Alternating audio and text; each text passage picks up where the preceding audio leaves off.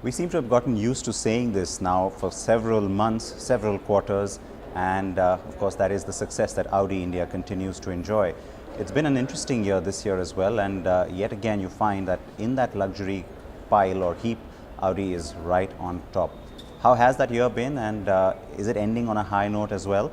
Well, that and the new A3 Cabriolet is something that I want to discuss with Joe King, who's joining us right now. Good to see you, Joe. Yeah, great to see you again. And I have to say that the bit I mentioned at the start about this being an interesting year perhaps applies more to Audi, and not in a negative sense, but in a positive sense. Ever since you've come in, especially, you've found that the environment has been challenging, but you've found ways to beat that in some senses, haven't you? Yeah, look, I think if you look at the luxury market this year, it's pretty much flat. So in some terms, that's a little disappointing. We would have thought that maybe in the second half we would have seen a stronger growth in the total luxury market, but we've grown our share. So from 31.5% market share last year, now it looks around 34-35%. So we've grown our share in pretty much a flat market. And that's come from new product. Really, the A3 sedan was our only new product this year, and now A3 Cabriolet joins that family, which I think is a really interesting product for India.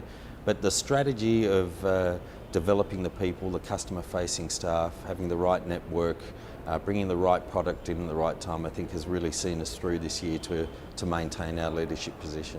It started in 2013, but I think it's been cemented in 2014, where unlike the past, when it came to the premium car players and their bread and butter models, that definition of bread and butter has changed somewhat because of the new customers you've been able to attract with obviously more compact products.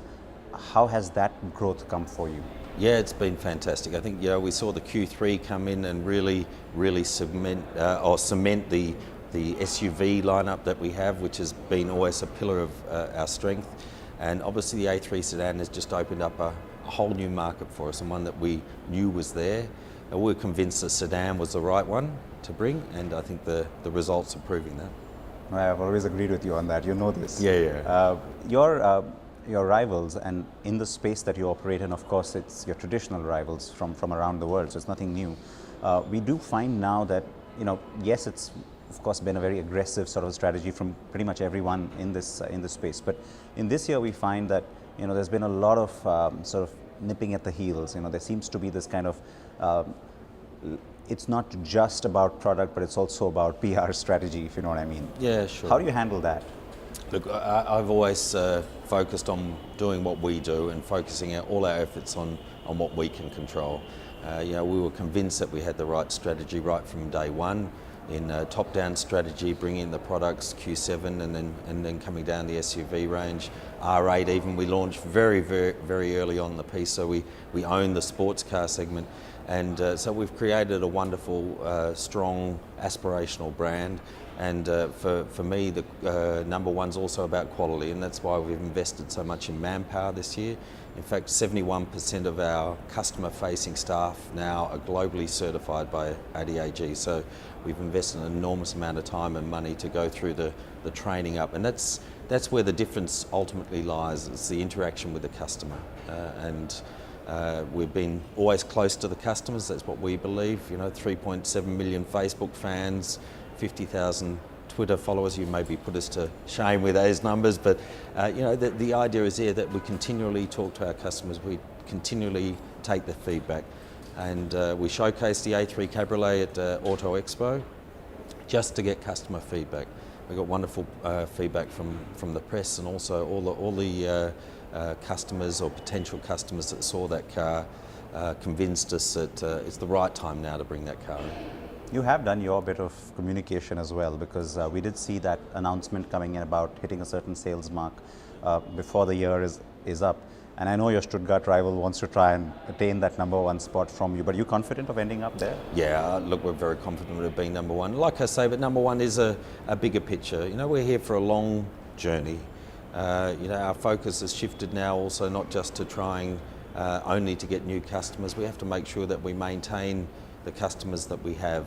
We have to improve our services. Every day there is something to improve on, and we'll continue to work on the fundamentals of the business. We want profitable, sustainable, long-term growth, and the future will be very bright when we get everything in line with that. Now I understand that the portfolio is important, and now you've been able to achieve that kind of really wide spectrum of products. But going into 2015, what's going to be the key to hold on to that position, do you think? We've got 10 new models coming next year. So we've got some wonderful new product coming. Some of it's obviously product life cycle, but there's also some other areas that we still see opportunities in the Indian market to expand into other body styles and the like to broaden the future of Audi in India. How easy is it, do you think, to do that today compared to a few years ago? Because now it's not just about having flagship products or just doing a few imports and then selling them and getting a little bit of visibility around them. It's got to have a little bit more than that. So how do you tackle that? It's a balanced approach, I guess. I mean, we've got the core, which we produce locally, which is the bulk of our volume. But now we're starting to expand into other areas. Obviously A3 Cabriolet is the first real foray into a luxury cabriolet. Is it going to be a game changer for us from a volume point of view? Of course not. But it does provide additional customer choice. And I think we'll be surprised on just how well this car does. We brought in a manual transmission in the Q3. Again, it was a first to just see. And that car has done phenomenally well. We've got a wait list on that car. We're now more than doubling that volume next year because we see that's where the market is. And I think you have to have the core right, and you have to continue to innovate and look for where the customer is going in the future. And I think that's something that Audi does very well globally as well.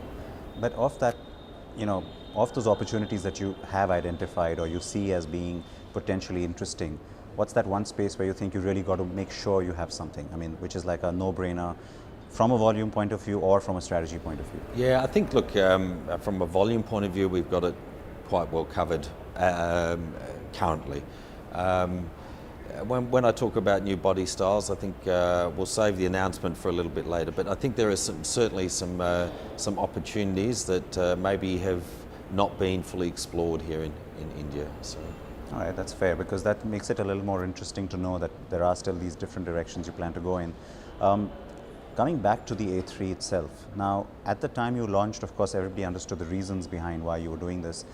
I think the market has also sort of evolved to a point where a compact luxury sedan works. Yeah. May not have 5 years ago. What has been the surprise for you after the launch, if there has been one? Look, I think